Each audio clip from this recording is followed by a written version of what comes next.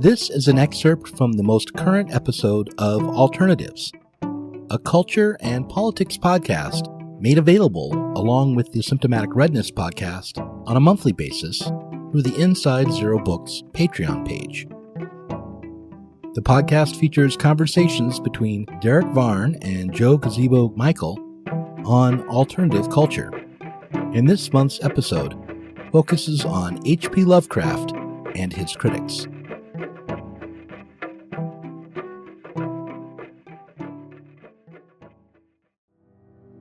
Wilson actually tries to deal with Lovecraft's racism, and Lovecraft is fascinating because Lovecraft's politics go from old school reactionary to Keynesian, Shaktian socialism, but he never drops the racism.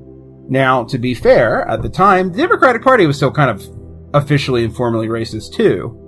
We're talking about 20s, 30s, and 40s. The Democrats were the party of segregation at the time. But that's an interesting thing about him is he could move left on almost every other issue but that one. Price tends to argue that Lovecraft was, of his day kind of racism, but Lovecraft was racist even against the Dutch. He was extreme even by 1910s and 1920s standards. It's a lot more extreme, I think, than even saying, oh, Lovecraft was just of his time. Yeah, he was, but he was, in this one area of his life, he was particularly afraid. A lot of Lovecraftian fiction writers have denounced Lovecraft, outright.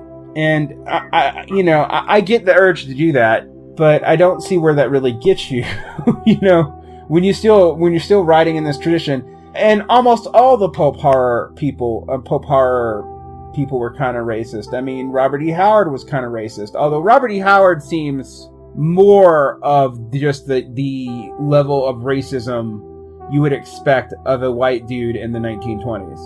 One of the things I touched on briefly with Eric in the interview was John Dolan's analysis of later Lovecraft, specifically at the Mountains of Madness, because John Dolan, who most people know as the war nerd Gary Brescher, Dolan has argued that Lovecraft was going in the direction of trying to empathize with otherness in At the Mountains of Madness. I don't know if I'd agree with that, but Wilson seemed to go in that direction as well. Josie seems to say that too, actually. When Josie actually does talk about the racism, he says that there's a softening of it at the end of his life, and I'm like, yeah, but there's no direct evidence of that. His letters don't indicate that. There does seem to be less of a, in early Lovecraft, there's not just in the fish people, but there's all kinds of implications about in not even that veiled analogies to miscegenation. And then when you get to the Mountains of Madness, it turns out that Lovecraft may be arguing that we all are from something other. And I think that's a valid reading of that story. And that would cut against early Lovecraft fiction. But that Lovecraft may have leaning that way, but it didn't seem to change his immediate racial views, I don't think. No, I don't think so either, and I think that arguing about where Lovecraft would have gone had he kept living is sort of like how people want to argue about, well, where would George Orwell have gone politically if he had lived longer?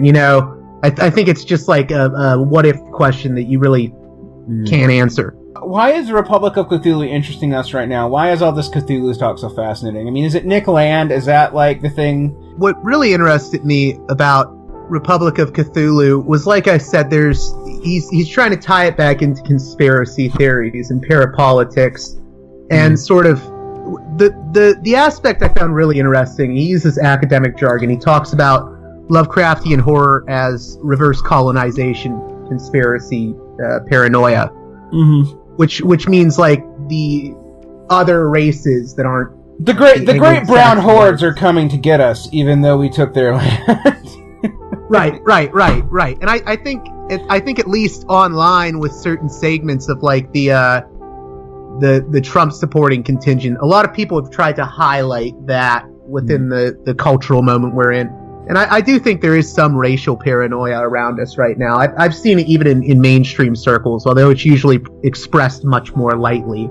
I think there's been racial paranoia in code in American politics in both sides of the political spectrum forever.